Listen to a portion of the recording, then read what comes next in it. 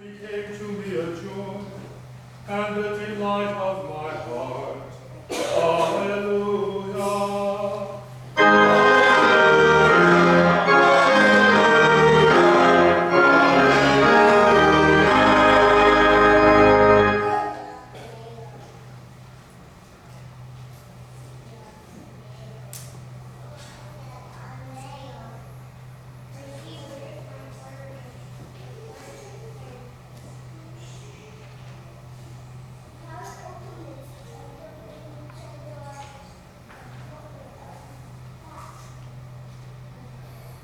The Holy Gospel according to St. Matthew, the 16th chapter.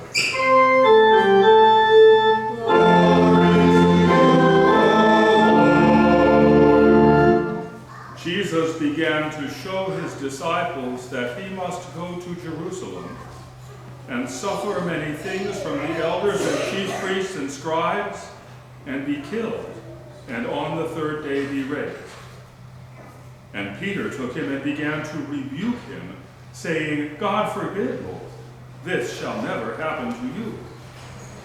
But he turned and said to Peter, Get behind me, Satan. You are a hindrance to me, for you are not on the side of God, but of men. Then Jesus told his disciples, If any man would come after me, let him deny himself and take up his cross and follow me. For whoever would save his life will lose it, and whoever loses his life for my sake will find it. For what will it profit a man if he gains the whole world and forfeits his life? Or what shall a man give in return for his life? For the Son of Man is to come with his angels in the glory of his Father, and then he will repay every man for what he has done. Truly I say to you, there are some standing here who will not taste death before they see the Son of Man coming in his kingdom. The Gospel of the Lord.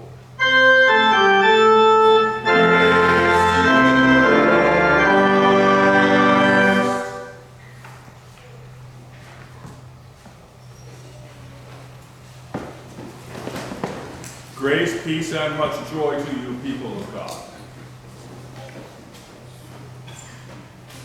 At this turning point in St. Matthew's Gospel, Jesus begins to show his disciples something new. No sooner has he accepted and blessed Peter's confession that Jesus is the Christ, the Messiah, the promised King, then he proceeds to tell them that he will not be the kind of Messiah, the kind of King that they have expected. He will not restore the historical kingdom of Israel. He will not throw out the Roman oppressors. His kingdom will be the one that he showed them in the parables of the kingdom back in chapter 13. The seed that springs up in spite of the weeds. The hidden treasure, the pearl of great price that's worth everything. The net that gathers up all. This is the kingdom that draws near in him.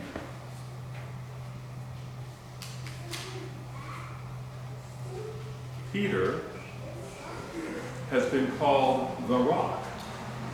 On his confession of faith, the church will be built. And so when Jesus says that his destiny is not a glorious throne and a kingdom, but suffering, the death on a cross, and then rising, then Peter, takes his responsibility as the Rock with some seriousness, draws Jesus aside and rebukes him. This is not the way. God forbid. But Peter's God forbid runs up against the divine imperative in Jesus' word, must. It must be so. Jesus' cross is at the center of the mystery of God's plan to redeem the world through the suffering, death, and rising of his Son.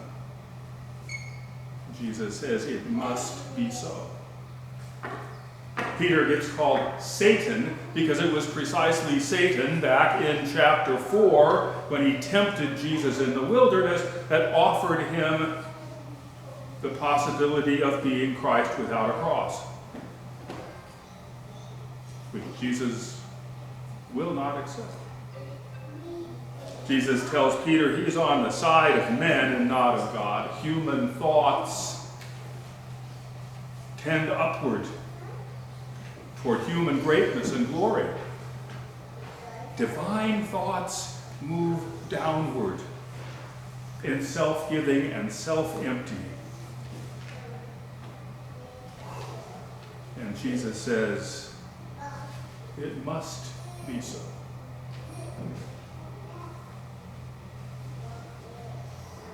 Peter wasn't wrong when he said Jesus was the Christ. He was just living up to his name. Peter the rock proved to be rocky ground. The word has not quite yet put down deep roots in him. He is a rock. When Jesus says, you're a hindrance to me, that Greek word is scandalon, stumbling block.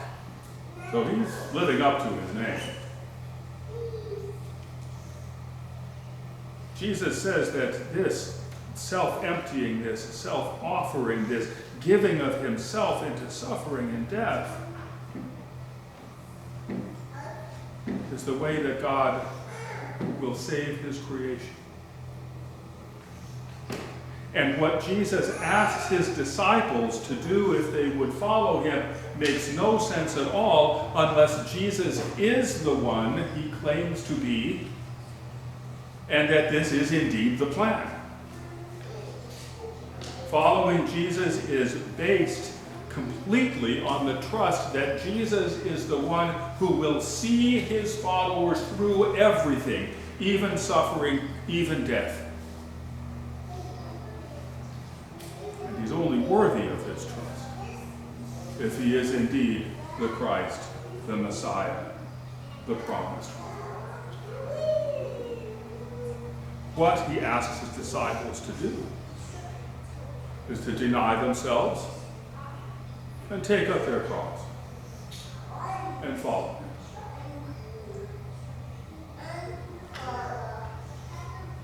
Why would we do that?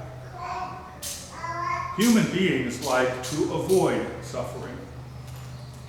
We like to try to find the easy way. Why would we choose this hard and difficult way?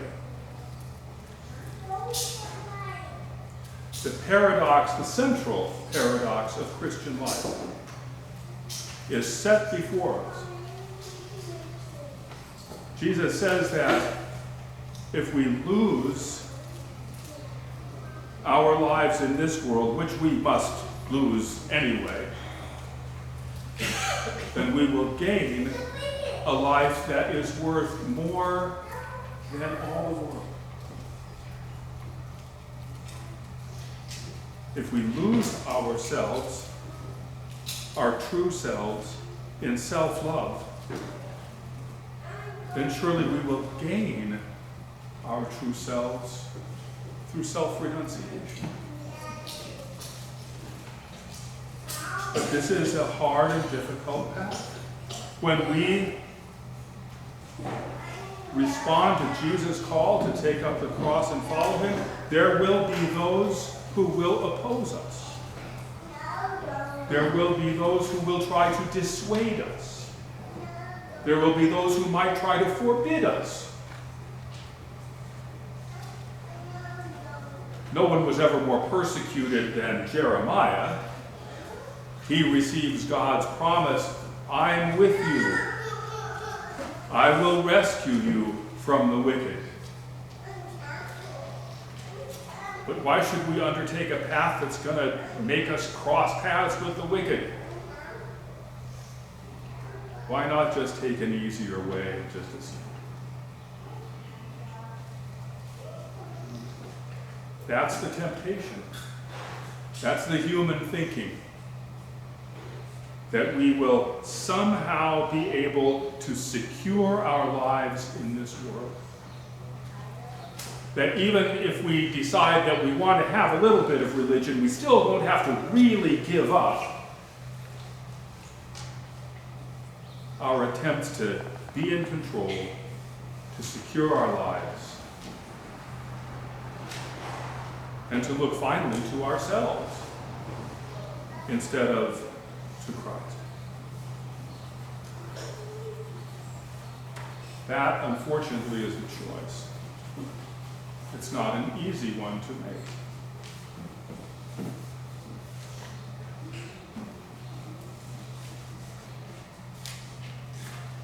Perhaps the way to think about this is that the finding by losing and losing by finding is in fact precisely following Christ on his path.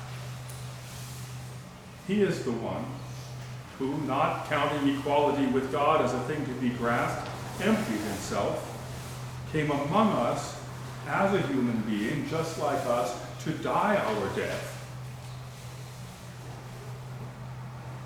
And for that was vindicated by his Father and given the name above every other name. The depth of the cross and the height of the resurrection can only be found together. But how will we live a life like this? This cross-bearing life, this baptized life. St. Paul says it's a life of genuine love. It's that life that we heard about in last week's epistle, that is, not conformed to this world's thinking, but transformed, indeed transfigured, by following Jesus. That love that we are to show one another is only available to us through the love of God that has been shown to us through Jesus' cross. That's where we see the genuine love to which we were called. And only in the light of that love can we hate the evil and love the good, not return evil for evil, but overcome evil with good. Persevere and pray. And even in this cross-bearing journey, live in joy.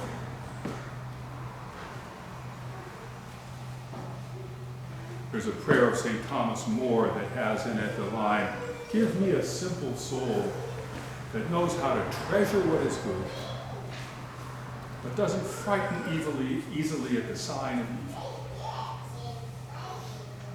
And this is the baptized life.